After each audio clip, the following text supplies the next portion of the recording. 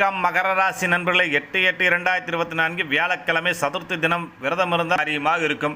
அந்த நடைகின்ற போது அந்த பலன் உங்களை வந்து சேரும். எப்போதும் ஏற்றி விட்டுற ஏணி என்றைக்கும் பேர் சொல்லும். அதில் எந்த மாற்று கருத்தும் கிடையாது. இன்றைக்கி சிறு குறு தொழில் செய்யக்கூடிய வேலைக்கு லாபம் அதிகரிக்கும். பெரிய பிஸ்னஸ் செய்யக்கூடிய வேலைக்கு இன்னொரு பிஸ்னஸ் செய்யக்கூடிய ஐடியா நிச்சயம் உதயமாக மரங்கள் வாங்குவீங்க.